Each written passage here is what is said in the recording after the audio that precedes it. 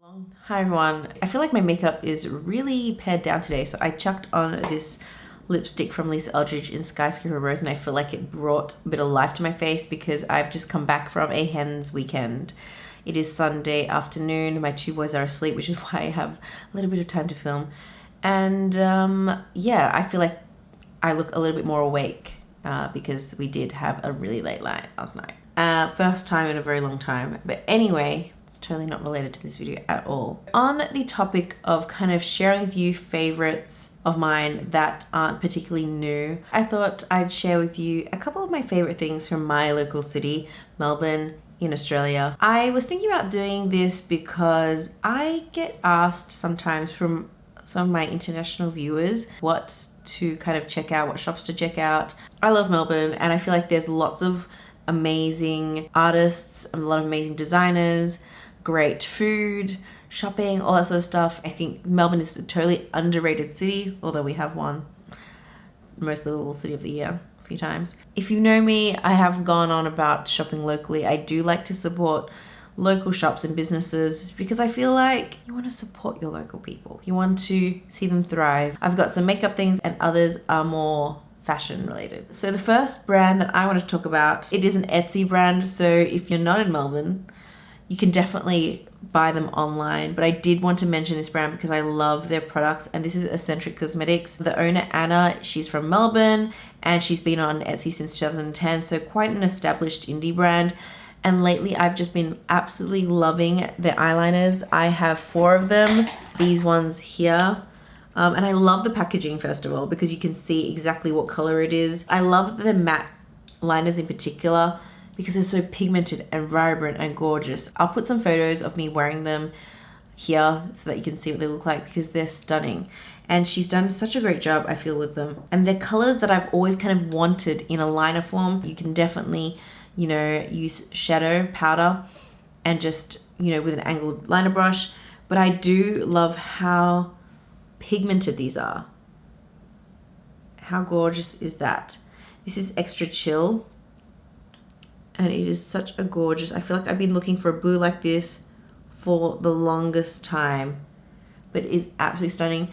The brush, when you first use it, is a little bit prickly, but it does soften down the more you use it. And it is very watery, so just be careful, do not tip. I have done that before, big mistake. I love Fun Side, but I also love this burnt orange color in Double Cross. It is so beautiful. And again, something that I find super easy to incorporate in my daily life because I can just either chuck this on with a bit of brown liner or even just by itself, it's fine. And then Fun Side, which is a gorgeous kind of foresty green. And then this metallic bronze shade in Get Lucky, which I actually love to pair with just dark brown or something. I don't know, it's just something simple. So these are all the shades that I have. She's got a ton more on her Etsy shop, and I honestly just want to collect all of them. But these are the ones I knew that I get the most use out of. So beautiful. I also really love their liquid lipsticks. In the past, I have used Namib Sand, is a favorite of mine from every day. The great thing about Eccentric Cosmetics as well is they offer little samples like this, which is a nice, decent sample to actually see if you would like to actually buy it. This is in Rich Love. Yeah, I do highly rate their lipsticks, their liquid lipsticks as well. Well, I definitely don't wear as much liquid lipstick as I used to, but I do love their brand. I think they're a solid Melbourne indie brand, and I just love what they're creating. So please go check them out if you're looking for a gorgeously vibrant eyeliner. So beautiful. Next brand I want to talk about is Mecca Cosmetica. And if you don't know, Mecca Cosmetica is actually like a Australian version of Sephora. It was here before Sephora was. It was here before a lot of brands came to Australia via Priceline and Chemist Warehouse and things like that. Mecca Cosmetica, if you didn't know, was actually started in Melbourne. It was founded in Melbourne, and their first store was opened in South Yarra in 1997, which is a long time ago now. They're an awesome brand. If you come to Melbourne, if you come to Australia, go and check out Mecca Cosmetica. I think that their customer service is so much better than Sephora.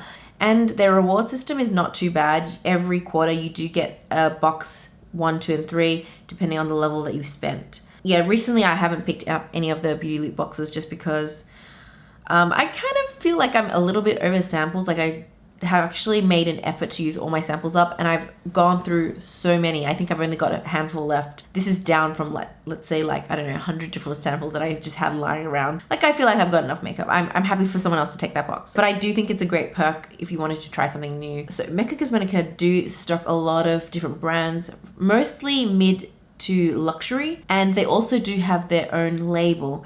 And one of my absolute favorite products, which I just realized isn't on my desk because I took it for my weekend away, is the Mecca Cosmetica sunscreen for the face. I've heard not so great things about the one for the body, but I absolutely love the ones for the face because I just find that it sits really well under makeup. It doesn't have a very offensive smell, and it's SPF 50, which I feel like in Australia you definitely need. And they've also recently released an oxybenzone free formula, which I've just bought, and honestly I can't really tell the difference. They feel and look the same, and it works just as beautifully as the original. I really, really love it. It's one of those sunscreens that I continuously purchase and have repurchased many, many times because I think that it is a solid sunscreen for people that wear makeup. If you don't wear makeup and you don't really care about having a white cast and all that, no problem. But I think for makeup wearers, it's an excellent sunscreen. So the rest of the things are fashion, and the first one is Nobody Denim, and it's actually a pair of denim that I'm wearing today.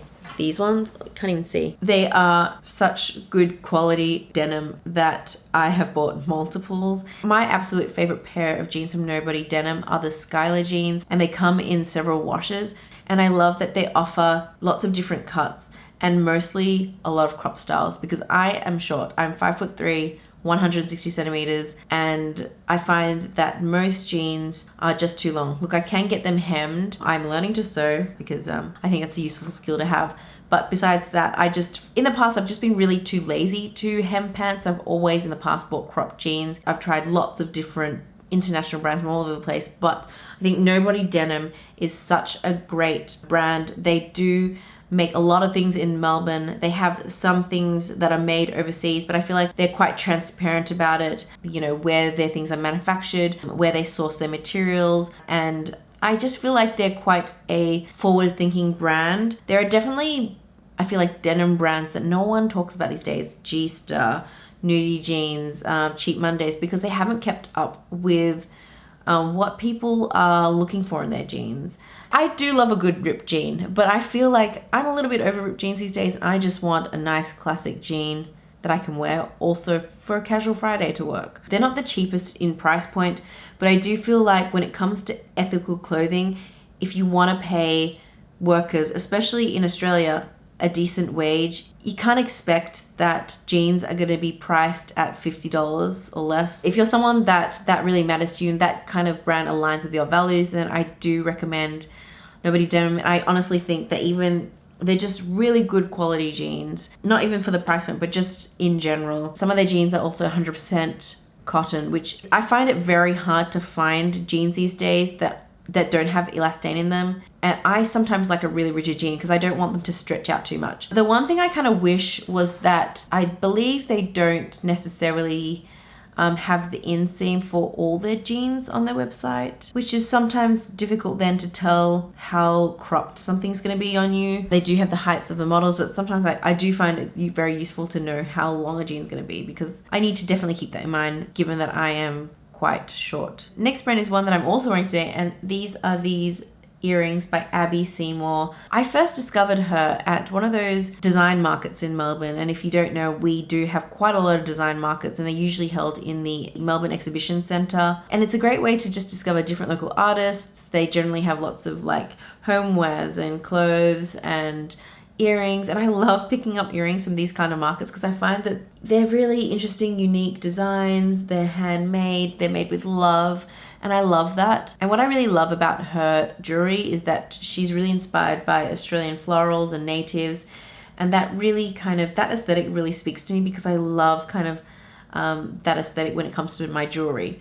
And I do have a lot of leaf jewelry. I have a leaf ring, I have leaf earrings, necklaces, and I love that these are quite dainty and they have such a beautiful detail to them. Hopefully you could see that. I've also got these pair of leaves as well. I just think they're so beautiful. I love them so much. So I do alternate between them every now and again. In fact, if you had multiple, you could potentially even wear two. Why not? She does do the circuits. So if you do go to like the big design market or Finders Keepers, she may be there. And she does have a studio, I think in Brunswick or Fitzroy. But she does also offer workshops as well, which is really cool. I think I'd love to go to one, but I've never before. She has so many different beautiful designs, and she also has just recently released a new collection. They're also really nice for people who want maybe a bit of a statement but also like delicate jewelry. I feel like it's a good balance between the two. These are some other earrings that I also picked up at the design market recently, and while they're